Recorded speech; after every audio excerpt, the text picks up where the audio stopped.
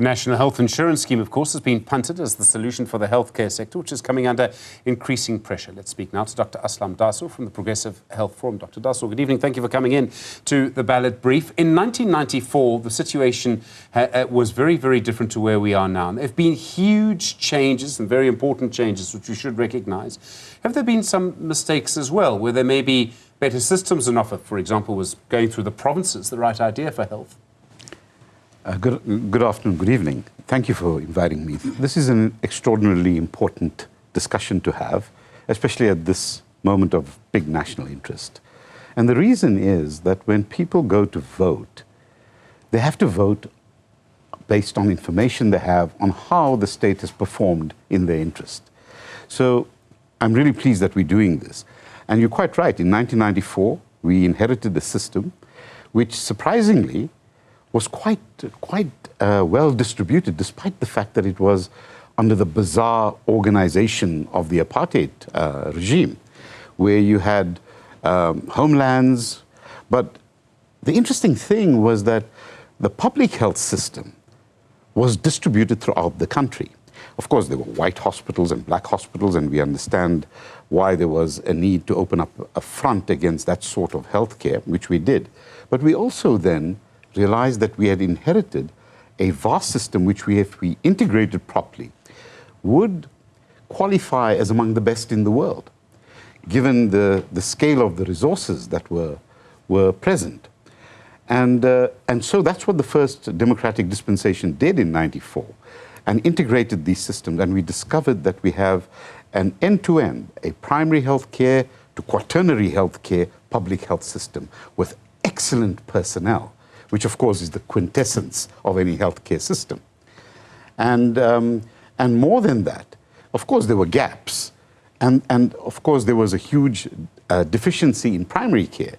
And I remember Trevor Manuel, Minister of Finance in '98, I think, speaking about what they had done, built 1,000 primary healthcare clinics in one of the largest ever such programs in the world, bringing healthcare to within 10 kilometers of the doorstep of every South African. Amazing.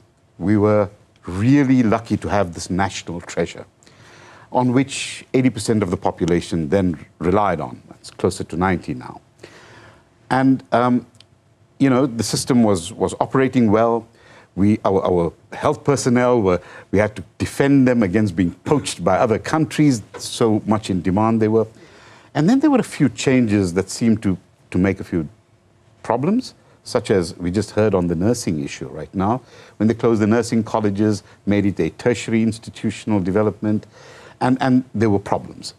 And these problems were exacerbated when the HIV pandemic hit us, for which we couldn't really plan, but we still had a system which we believed would take us through it.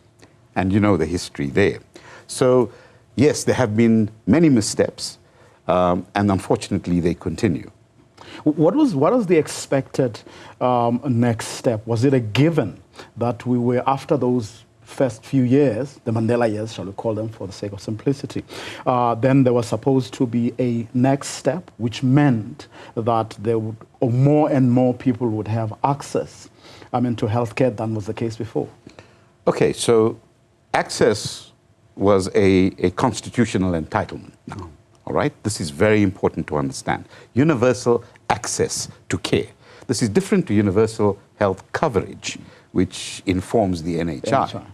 And so this is a far superior approach to healthcare, right? And this access was greatly expanded by the turn of the century. However, when the health systems were made a provincial competence, what you had was a national health department producing the policies and then getting it interpreted in 9 different ways by 9 political entities with the power to do that. The provinces. That's right. And you know, they were pretty much formed out of the homelands and, of course, inherited homeland administrations with the requisite governance that went with that. But the problem was that there was no health budget going to them. It was a provincial budget, which the province then divvied up and had to run their systems. And this was a bridge too far, it seems, and one of the major problems regarding the public health system. So everyone talks about the NHI, and there's a huge debate, as you well know, about whether it will make things better, make things worse, will it improve anything? I mean, it's a sort of classic case of the rich not necessarily wanting to share with the poor. It may be a bit more complicated than that because there is plenty of money in the health budget. Is it properly managed, and will the NHI help it to be properly managed? So, in '94, while we had this great public health system, there was also a burgeoning private healthcare system. Not tax-funded, except for a small portion in your tax rebates for your medical scheme contributions that you get, but essentially arising out of the disposable income of people after tax. So it was a voluntary system.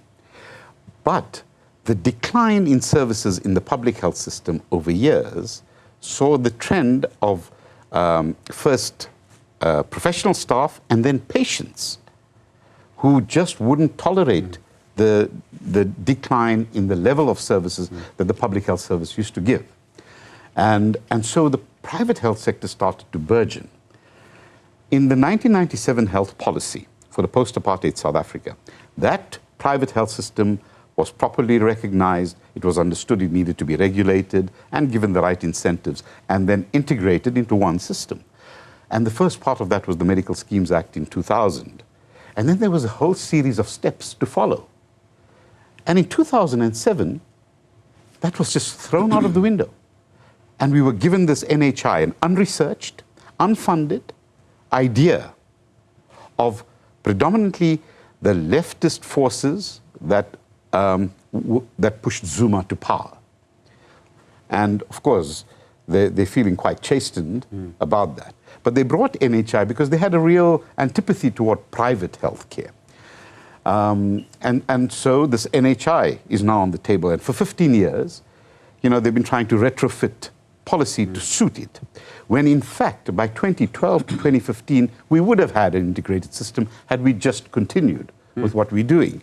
That would give universal access to care.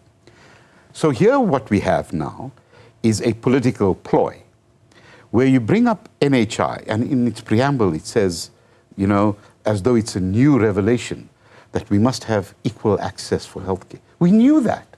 That's what we were doing in the past. But we didn't have that. No, but that's where we were going. Now NHI says that's what we need to do.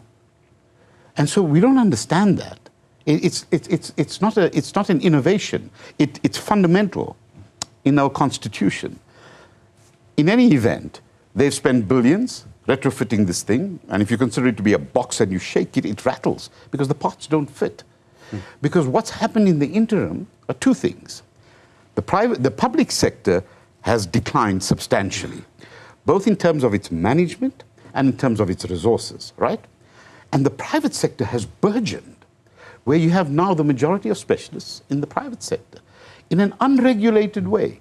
I must say the private sector does its best to give us excellent services, and if you pay for them, you're getting them, right? I mean, 6 of them are on the top 40 of the JSE, so it's quite a profitable business as well. The market's been about the same size, but that's because of the economy. It hasn't grown more, so you don't have more people on there.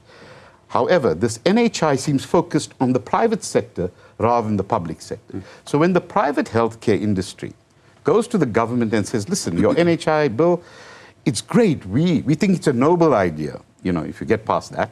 But if you only change this clause, allow medical schemes to exist and then it's all good. What they don't understand is that if that bill goes into force, all the budgets for health around the country will now be centralized. They want to take it and they want to manage it under one fund in an SOE model.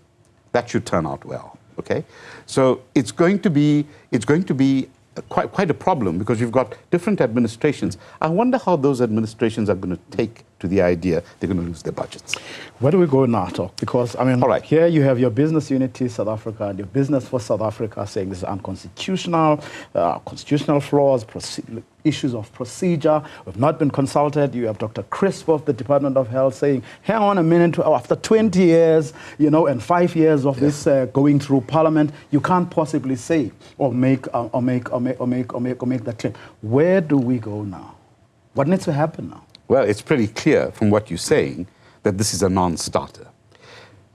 The country should be telling the president, don't sign that bill, send it back. And here's what needs to happen. There was a health market inquiry, okay, set up by the Competition Commission to look at the private healthcare industry. 5 years under Sandile Ngobo, our former Chief Justice. In his preamble, he states the problem. The state failed to regulate the private sector correctly. In all these years while they were doing this NHI, you now have a private sector that is almost impossible to regulate in that way. And that's why there's constitutional issues now. But the most important thing for me is that if up to 90% of the population depends on the public health service, this bill will throw it under the bus. And it's already on its knees. Our finest clinicians got us through, and our nurses and our doctors got us through COVID. Not the state, despite that. Dr. Aslam Dasoo, thank you very much indeed from the Progressive Health Forum. Really do appreciate you coming in tonight.